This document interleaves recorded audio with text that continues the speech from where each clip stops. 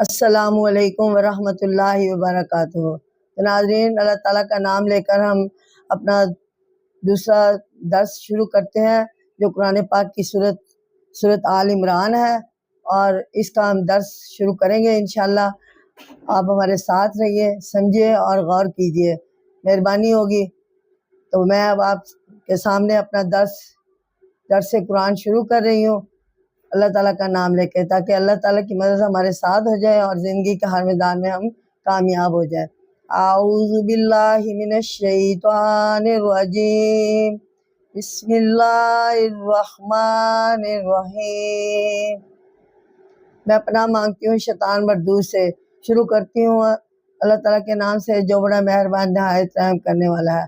الحمدللہ رب العالمین، الرحمن الرحیم، مالک یوم الدین، ایاک نعبد و ایاک نستعین، اہدنا الصراط المستقیم، صراط الذین انعمت علیہم غیر المغضوب علیہم ولا الضالین، آمین۔ تو میں آج آپ کے سامنے قرآن پاک کا درس شروع کر رہی ہوں، جس میں سورت آل عمران کا تعارف بیان کرتی ہوں۔ تو سنیے اور اپنے نالج میں اضافہ کیجیے۔ یہ مدنی صورت ہے، اس میں 200 آیتیں ہیں اور 20 رکوع ہیں۔ اس صورت میں آل عمران کا ذکر ہے، اس لیے صورت کا نام بھی آل عمران قرار پایا۔ صورت بقرہ میں خاص طور پر بنی اسرائیل کی جانب خطاب تھا۔ اس صورت میں خطاب عیسائیوں کی طرف سے۔ صورت بقرہ کی طرح صورت آل عمران کے فضائل بھی حدیثوں میں کثرت سے آئے ہیں۔ ناظرین، یہاں پہ بیان کیا جا رہا ہے کہ صورت آل عمران کی شان نزول کی بابت ایک اور روایت نقل کی جاتی ہے۔ جب نبی کریم صلی اللہ علیہ وسلم مدینہ منورہ میں تشریف لائے تو دین حق کی روشنی دور و نزدیک پھیلی، مگر مدینہ کے آس پاس کے یہودی اللہ تعالیٰ کا سچا دین آنے پر دین حق سے منکر ہو گئے۔ نجران کے عیسائیوں کی ایک جماعت بحث اور مناظرہ کے لیے آئی۔ نجران عرب کے جنوب میں یمن کے علاقے میں ایک مقام کا نام ہے۔ ان دونوں یہاں مسیحیوں کی آبادی تھی، یعنی ان دنوں یہاں پر مسیحی لوگ آباد تھے۔ یہ جماعت 14 بڑے بڑے لوگوں پر مشتمل تھی، جن میں 3 آدمی خاص طور پر مشہور ہیں، جن کا ذکر میں آپ سے کر رہی ہوں۔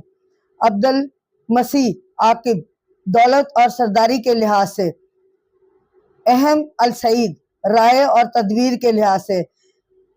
نمبر 3 ہے ابو حارثہ بن اکلمہ، مذہبی عالم ہونے کے لحاظ سے۔ یعنی یہ 3 اشخاص ایسے تھے جو سردار بھی تھے اور اپنے اپنے وصف یا صفت کی بنا پر مشہور مانے جاتے تھے۔ یعنی عبد المسیح عاقب دولت مند اور بہت بڑا سردار، یعنی سرداروں کا سردار کہلایا جاتا تھا۔ اور اہم السعید، رائے اور تدبیر کے لحاظ سے، یعنی وہ اہم رائے دیا کرتا تھا، تدابیریں بتایا کرتا تھا۔ ابو حارثہ بن اکلمہ، مذہبی عالم ہونے کے لحاظ سے، یعنی یہ اپنے مذہبی عالم، یعنی دین اور مذہب کے بارے میں جانتا تھا۔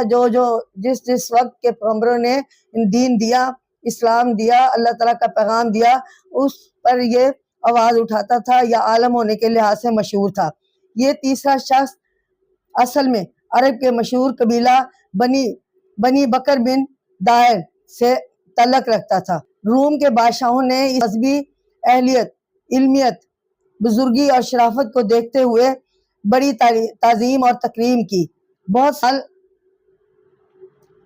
اور زر خرچ کر کے گرجے کیے اور اسے مذہبی امور کے اعلیٰ عہدوں پر مقرر کیا۔ یہ لوگ مدینہ پہنچے اور حضرت صلی اللہ علیہ وسلم سے مفصل گفتگو کی تو نبی پاک صلی اللہ علیہ وسلم نے جو فرمایا وہ قرآن پاک کے حوالے سے قرآن مجید کے اس مبارک صورت میں اہل کتاب کو اتحاد و تعاون کی ایک اپیل بھی کی گئی تھی۔ یعنی اور مسلمانوں کے ساتھ اگر دوسرے معاملات میں شریک کار نہیں ہو سکتے تو کم از کم توحید کی تعلیم اور اس کی تبلیغ اور اشاعت میں مل جل کر کام کریں، کہ یہ ہم سب کا بڑا مقصد ہے۔ تو تمام انبیاء علیہ السلام دنیا میں ایک لے کر آئے، یعنی ایک ہی مقصد، سب کا مقصد ایک ہی تھا کہ اللہ ایک ہے، وحدہ لا شریک ہے، اس کے سوا کوئی معبود نہیں ہے۔ اس سلسلے کی آخری کڑی رسول اکرم صلی اللہ علیہ وسلم کی ذات اور بابرکات ہے، اور آپ کی امت خیر امت کے لقب سے شرف اور کمال کے مالک ہیں۔ ناظرین، چنانچہ اس بیان کے ساتھ ہی دنیا کی اس آخری امت کو اس کے فرائض اور ذمہ داریوں سے آگاہ فرمایا اور بتلایا کہ یہ قوم اس طریقے سے گریز کرے جو دنیا کی پہلی قوموں کی تباہی کا موجب ہوا۔ سورۃ آل عمران کے آخری حصے میں اسلامی تاریخ کے دو اہم واقعات، ان کے اسباب اور نتائج کا تجزیہ کیا گیا ہے۔ ناظرین، آگے چل کر میں آپ کو ان کے بارے میں تفصیل سے بتاؤں گی، یعنی غزوہ بدر اور غزوہ احد جو سن 2 ہجری اور سن 3 ہجری میں پیش آئے، یعنی سورۃ آل عمران کا یہ حصہ خاص طور پر توجہ سے مطالعہ کے قابل ہے۔ تو ناظرین، اب میں آپ کے سامنے سورۃ قرآن پاک کی سورۃ البقرہ یعنی دوسری سورۃ، اس کا سٹارٹ یعنی شروع سے میں شروع کر رہی ہوں، تو انشاءاللہ آپ غور کریں گے اور توجہ سے سنیں گے۔ بسم اللہ الرحمن الرحیم، یعنی اللہ کے نام سے جو بہت مہربان اور رحم کرنے والا ہے۔ یہاں پہ لفظ یہ سورت جو ہے الف لام میم، یعنی ان الفاظ سے شروع ہوتی ہے جن کو قرآن پاک میں عربی میں حروف مقطعات کہا گیا ہے، یعنی یہ بہت اہم الفاظ ہیں۔ ان کا مطلب اور معنی سوائے اللہ تعالیٰ کے یا نبیوں کے اور کوئی نہیں جانتا، یعنی قرآن پاک میں ان کا مطلب اور معنی واضح نہیں کیا، یہ اللہ تعالیٰ نے صیغہ راز میں رکھ جو قرآن پاک کی صورت ہے جو حروف سے شروع ہوئی ہے، جیسے الف لام میم، یہ سورت آل عمران الف لام میم 3 الفاظ سے شروع ہو رہی ہے۔ اسی طرح ہا میم، یاسین، طٰہٰ، کاف ہا یا عین صاد، یہ مختلف حروف مقطعات ہے جن سے کچھ الفاظ ایسے ہیں جو صورتوں کے آغاز میں آتی ہے، کچھ پاروں کے شروع میں آتی ہے، اور ان کا ترجمہ اور ان کا مطلب سوائے اللہ کے کسی کو نہیں پتا۔ تو ناظرین، اس میں بھی ترجمے میں بھی الف لام میم ہی لکھا ہوا ہے، یعنی الف لام میم ہی اس کا معنی اور مطلب ہے جیسے، لیکن ان کا معنی اور مطلب سوائے اللہ کے کسی کو نہیں پتا۔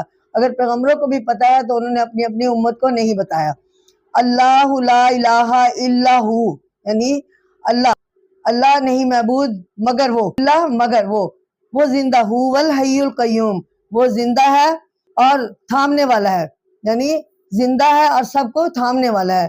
یہ عط ہے اس کی قرآن پاک کی سورۃ آل عمران، یعنی یکے بعد 1 اور 2 آیات جن کا میں ترجمہ اور تفسیر آپ کے سامنے بیان کرتی ہوں۔ تو ترجمہ میں نے بیان کر دیا ہے کہ اللہ کے سوا کوئی معبود نہیں، وہ زندہ ہے اور سب کا کرنے والا ہے، قائم ہے، یعنی ان کا شان نزول ہے کہ نجران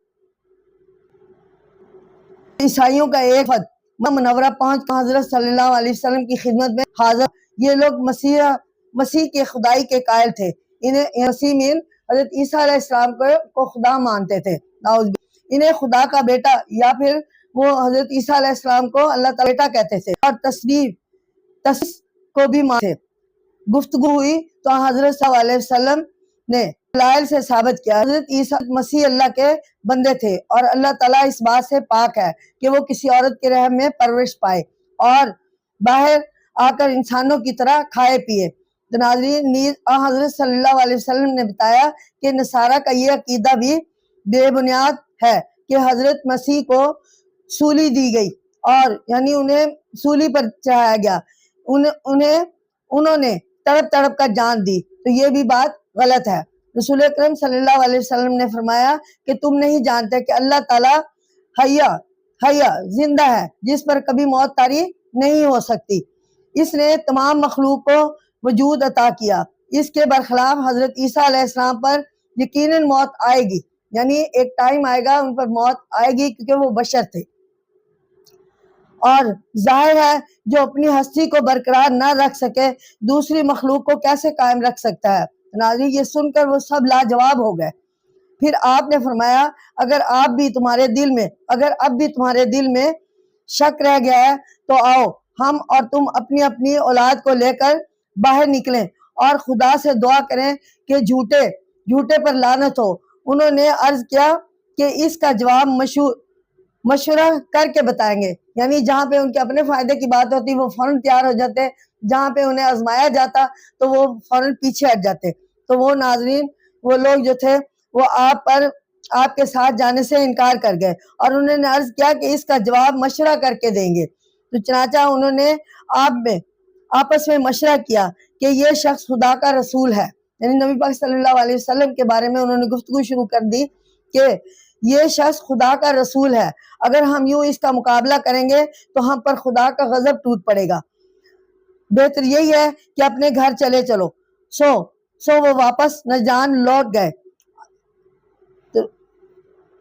تو ناظرین، یہاں پہ الف لام میم، یہ میں نے پہلے بھی آپ سے تھوڑی سی تشریح کر دی ہے، تفسیر بتا دیا ہے، اب پھر الفاظ کے مطابق الف لام میم حروف مقطعات، اس کی تشریح سورۃ بقرہ میں کئی جگہ پہ تھی، اور اس کے بارے میں یقین کے ساتھ کہنا مشکل ہے۔ بزرگوں نے مختلف مطلب بیان کیے۔ مشہور قول یہ ہے کہ الف لام میم یعنی یہ خلاصہ ہے، ان اللہ عالم، میں اللہ سب سے، یعنی اس میں اللہ سب سے زیادہ علم والا ہے۔ مزید تشریح کے لیے سبق نمبر 15 ملاحظہ کریں۔ مختصر یہ کہ مذکورہ بالا آیات، یعنی ہم سبق نمبر 15 میں مزید پڑھیں گے، آیات میں اللہ تعالیٰ نے عیسائیوں کے عقیدوں کا رد کیا ہے، یعنی عیسائیوں کے جو عقیدے تھے حضرت عیسیٰ علیہ السلام کے بارے میں یا اس کے علاوہ ادر جو تھے، تو وہ ان کے بارے میں اس میں زیادہ تفصیل سے بتایا گیا ہے۔ ان کے 3 عقیدے مشہور تھے، جو یہ ہیں: نمبر 1 تثلیث، یعنی خدا، عیسیٰ اور روح الاقدس تینوں مل کر خدا بنتے ہیں، نعوذ باللہ۔ تو دوم مسیح خدا ہے، وہ انسان کی شکل میں آیا ہے۔ تو ناظرین، یہ بھی ان کا غلط خیال تھا۔ سوم مسیح خدا کا بیٹا ہے، نعوذ باللہ۔ وہ ہر جگہ پہ اس قسم کے گفتگو کرتے تھے، تو جس کی اللہ تعالیٰ نے تردید جو ہے قرآن پاک میں اس صورت کے ذریعے کی ہے، اللہ لا الہ الا ہو۔ تو یہاں ناظرین، اس سے پہلا عقیدہ باطل ہو گیا، یعنی وہ تمام جو عقیدے وہ رکھتے تھے، یہ الفاظ اللہ تعالیٰ نے قرآن پاک میں بیان کر کے ان سب کے عقیدوں کو باطل کر دیا۔ پھر حیو اور قیوم کے ذریعے دوسرے اور تیسرے عقیدے کو غلط کر دیا۔ حیو یعنی اللہ تعالیٰ کا وہ ذات ہے جو زندہ ہے اور قائم ہے، اس کو نہ نیند آتی ہے نہ اسے کسی چیز کی طلب ہے، اور وہ ہمیشہ کے لیے ہے۔ اور عقیدے کو غلط کر دیا کیونکہ حضرت عیسیٰ ایک عورت کے پیٹ سے پیدا ہوئے تھے، اور گویا وہ اپنی پیدائش میں ماں کے محتاج ہوئے، اور جب حضرت عیسیٰ کو فنا ہے تو وہ قیوم نہیں ہو سکتے۔ قیوم یعنی ہمیشہ کے لیے زندہ نہیں رہ سکتے۔ ان کو ایک دفعہ اللہ تعالیٰ نے نظر کا دھوکہ دیا، جب انہیں سولی پر چڑھانے لگے تو اللہ تعالیٰ نے آسمان پر انہیں بلا لیا، اور وہ واپس آئیں گے، 40 سال تک حکومت کریں گے، اور پھر انہیں جو ہے موت واقع ہوگی، یعنی وہ بشر ہیں، تو قیوم نہیں ہو سکتے، لہٰذا وہ اللہ کیسے ہو سکتے ہیں؟ تو ناظرین، اللہ تعالیٰ نے اس آیت کے ذریعے ان کے خیالات کو ہی تردید کیا ہے۔ تو آپ جو ہے، اب میں آپ کے سامنے قرآن پاک کی سورۃ آل عمران، اس کی آیت نمبر 3 اور 4 بیک وقت اس کی تشریح آپ کے سامنے پیش کرتی ہوں، اور تفسیر بھی۔ تو ناظرین،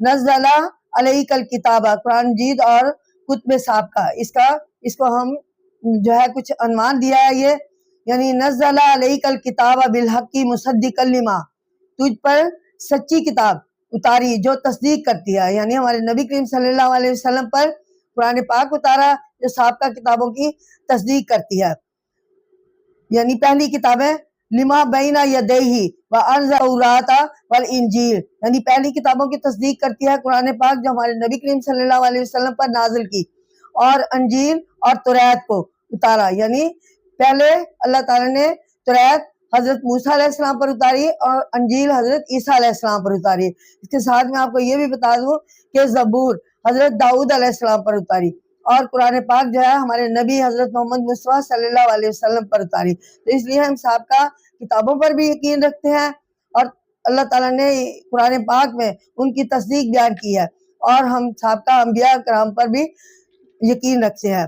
تو یہ کہ انجیل بینہ یدیہ وانزل التوراۃ والانجیل، پہلی کتابوں کی تصدیق کرتی ہے قرآن پاک کہ، اور انجیل اور توریت کو اتارا، اور اس کتاب سے پہلے من قبل ھدی للناس، اور اس کتاب سے پہلے لوگوں کی ہدایت کے لیے، وانزل الفرقان، اور اللہ تعالیٰ نے لوگوں کی ہر وقت ہر قوم کے پاس نبی بھیجے، اور انہوں نے ان پر کتابیں اور صحیفے نازل فرمائے، اور انہوں نے اس کے مطابق اپنی اپنی امت کو تعلیم دی، دنیا گزارنے کے طریقے سکھائے۔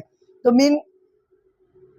من قبل ھدی للناس یعنی لوگوں کو، پہلے لوگوں کی ہدایت کے لیے، اور فیصلے اتارے، وانزل الفرقان، اور بہت سے صحیفے بھی نازل فرمائے اور فیصلے اتارے۔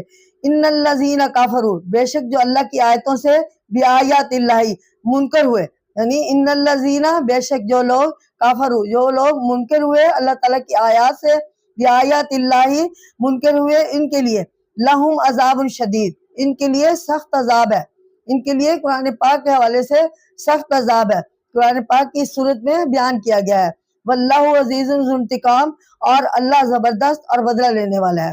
ناظرین، یہاں پہ میں آپ کو اس آیت کی تفسیر کچھ ایسے بیان کرتی ہوں۔ بالحق، سچے لفظ، حق کے معنی ہے حکمت والا، دنائی میں دنائی بھی داخل ہے، اور سچائی بھی، یعنی کلام اللہ پر حکمت بھی ہے اور برحق بھی ہے۔ تو یہاں پہ مصدق، تصدیق کرنے والا، یعنی قرآن مجید گزشتہ کتابوں کی تصدیق کرتا ہے، اور ہر آسمانی کتاب کو برحق تسلیم کرتا ہے، انبیاء علیہ السلام اور ان کی تعلیمات کو خدا کی طرف سے مانتا ہے۔ ناظرین، یہاں پہ الفرقان، فرقان مین یہ قرآن پاک، قرآن مجید، یعنی فیصلے، یا اس کے علاوہ وہ صحیفے جو بعض نبیوں پر اللہ تعالیٰ نے صحیفے بھی نازل فرمائے تھے، اور فرقان سے مراد وہ مخصوص امتیاز بھی ہے جو اس کے ذریعے حق و باطل کے درمیان پیدا ہو۔ بعض علماء کے نزدیک اس سے معجزے اور دلائل مراد ہے جو ہر پیغمبر کو عطا فرمائے۔ فرقان قرآن مجید کا نام بھی ہے، اس کے لفظی معنی ہے جدا جدا کرنے والا، یعنی حق اور باطل اور سچ اور جھوٹ کو جدا کرنے والا۔ ناظرین، اس آیت میں اللہ تعالیٰ نے فرمایا ہے کہ اے رسول اللہ صلی اللہ علیہ وسلم، قرآن مجید میں حکمت کے موافق سچائی اور انصاف سے لے کر تیری طرف اترا ہے، یعنی قرآن پاک جو ہے سچائی اور انصاف لے کر تیری طرف اتارا گیا ہے یا اترا ہے۔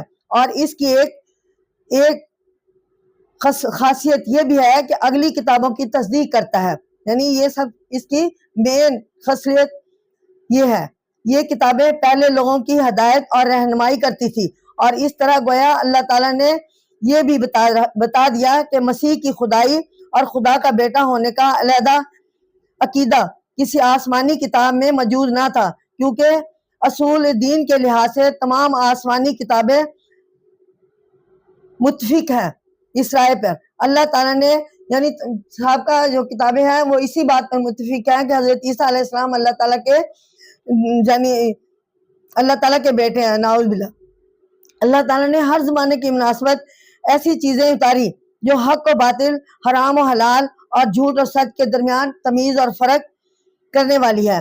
آخر میں یہ بات بھی بتا دی کہ جو لوگ جاننے کے بعد بھی اللہ تعالیٰ کی آیتوں کے ماننے سے انکار کریں گے، اللہ تعالیٰ انہیں ضرور سزا دے گا۔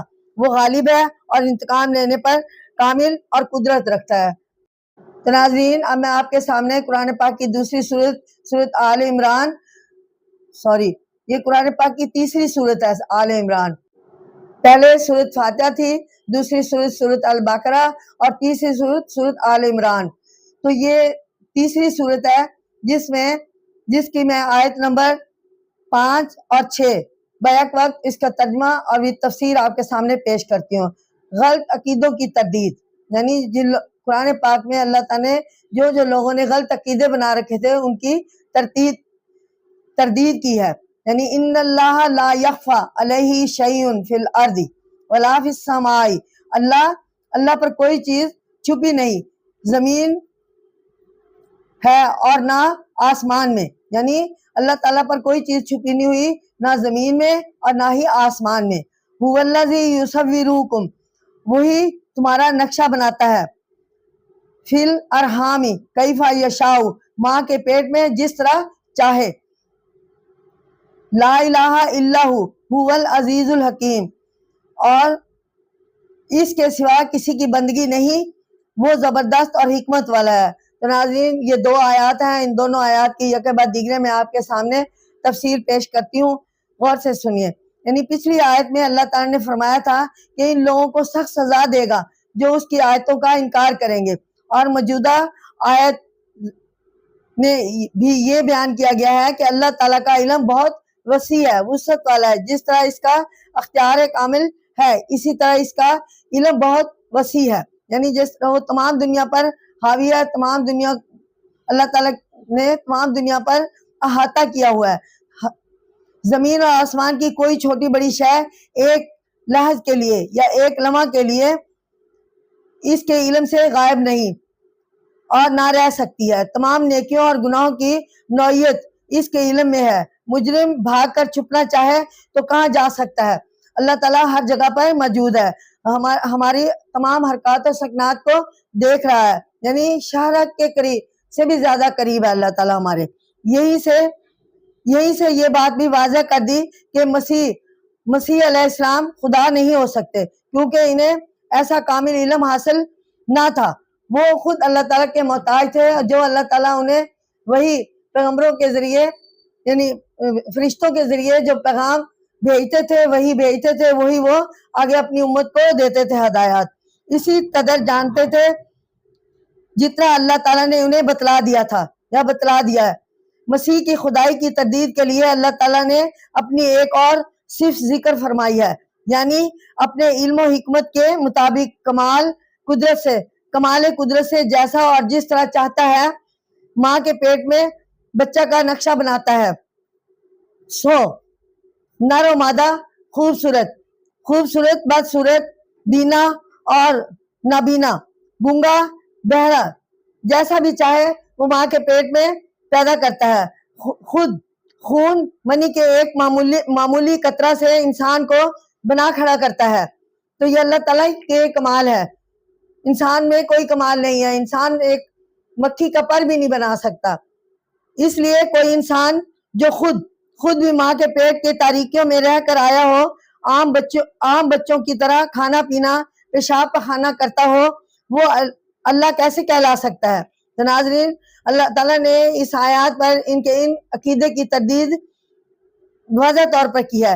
عیسائی مسیح علیہ السلام کو خدا کا بیٹا ثابت کرنے کے لیے یہ دلیل پیش کرتے تھے کہ جب ان کا ظاہری باپ کوئی نہیں تو اللہ تعالیٰ ہی اس کا باپ ہے۔ اس آیت میں ان کے اس سوالوں کا جواب دیا گیا ہے، یعنی اللہ تعالیٰ اپنی قدرت سے رحم میں جس طرح چاہے انسان کا نقشہ تیار کرے، خواہ ماں باپ دونوں کے ذریعے سے یا صرف ماں کی قوت سے۔ اسی لیے آگے العزیز الحکیم یعنی والی صفات بیان کی ہے، یعنی وہ غالب زبردست قوتوں کا مالک ہے، وہ سراپا حکمت والا ہے، یعنی اللہ تعالیٰ کے بارے میں اللہ تعالیٰ کی صفات بیان کی گئی ہے۔ حضرت آدم علیہ السلام کو بغیر باپ کے بنایا اور ان کے بیوی کو بغیر ماں کے پیدا کیا، تو اللہ تعالیٰ کے لیے تو اتنا ہی کہنا کافی ہے، کن فیکون ہو جاتا ہے۔ تو اللہ تعالیٰ نے سب سے پہلے حضرت آدم علیہ السلام کو بنایا اور اپنا خلیفہ بنایا، اسی طرح مسیح علیہ السلام کو بغیر باپ کے پیدا کیا۔ ایسے خالق اور مالک اور حکیم کی حکمتوں میں شک و شبہ کیسے کیا جا سکتا ہے، اور کرنا بھی نہیں چاہیے۔ ہمیں اللہ تعالیٰ کی ذات واحد لا شریک ہے، یعنی اللہ تعالیٰ نے جو ہے کلمہ پڑھ کے کلمے جو آیت ہے قرآن پاک کی، اس کلمے کو نازل کر کے ہمیں اس بات سے واضح طور پر بتا دیا ہے کہ اللہ کے سوا لا الہ الا اللہ، اللہ کے سوا کوئی معبود نہیں، اور حضرت محمد مصطفیٰ صلی اللہ علیہ وسلم اللہ کے بندے اور اس کے رسول ہیں۔ تو ناظرین ہمارا یہ عقیدہ ہے کہ اللہ کے سوا کوئی معبود نہیں ہے، اور ہم سب اللہ تعالیٰ کی مخلوق ہے، اور اللہ تعالیٰ نے ہم سب کو پیدا کیا ہے۔ ہمارا عقیدہ یہی ہونا چاہیے، اور اللہ تعالیٰ نے سابقہ عقیدوں کی تردید کر دیا قرآن پاک کی اس صورت میں، اس آیت کے ذریعے۔ شکریہ ناظرین، میں اب میرا درس اختتام کو پہنچا، میرے ساتھ رہیے صورت کے اختتام تک۔ انشاءاللہ ہم اچھے اچھے بیان پڑھیں گے، سنیں گے، اور آپس میں ہدایت حاصل کریں گے، آپ بھی اور میں بھی۔ شکریہ انشاءاللہ۔